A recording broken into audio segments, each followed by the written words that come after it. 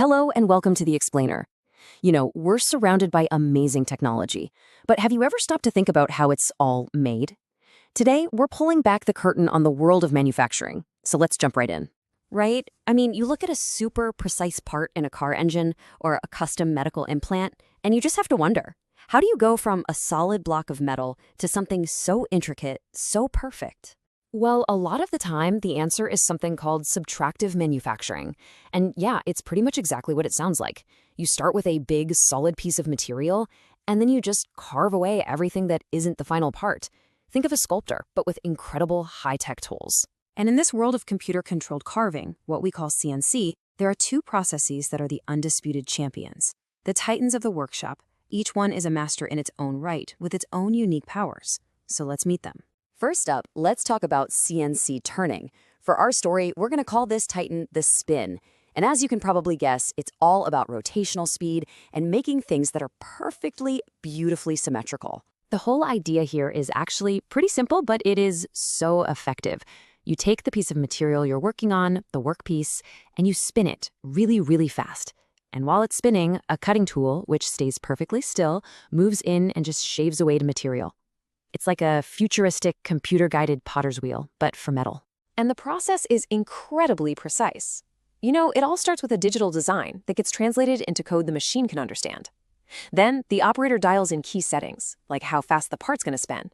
After that, the workpiece gets locked in, spun up to speed, and the computer guides that tool to carve out perfect cylinders, threads, and grooves. And this is really where the spin is the undisputed champ. I mean, think about anything that's fundamentally round. We're talking about shafts and axles for cars, bushings and rings, hydraulic fittings, even some super precise electronic connectors. All of those, classic turning jobs. So, how much does that precision really matter? Well, get this.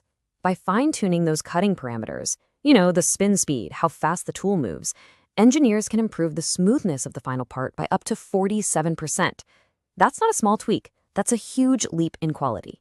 So, to wrap it up for the spin, it's lightning fast, incredibly precise, and pretty energy efficient, as long as you're making something round. And that's the trade-off, right? Its one weakness is that it's limited to symmetrical shapes. You're just not going to make a square block with a process that's all about spinning. But what if you do need that square block, or something way, way more complicated? Well, for that, you need our second titan, CNC milling. We'll call this one the carve.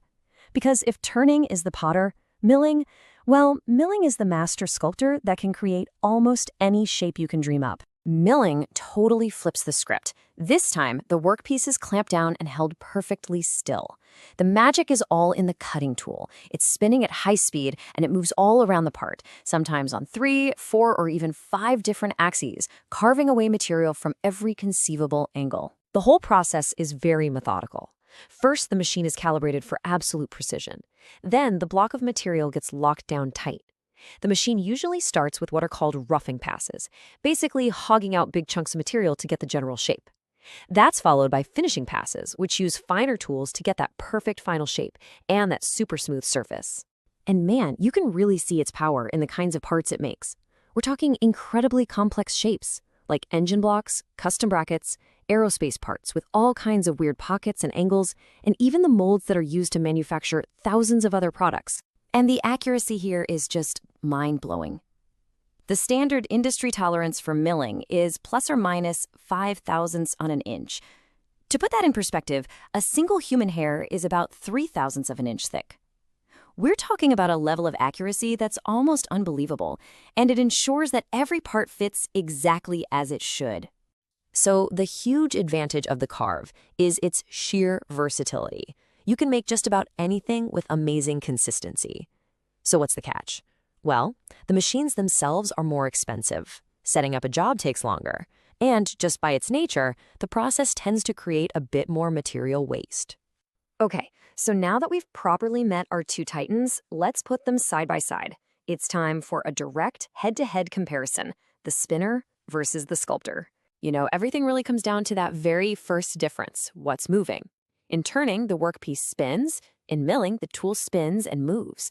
That one fundamental difference dictates everything else that follows. Why turning is perfect for cylinders, why milling is the king of complex shapes, and even the differences in setup time and cost.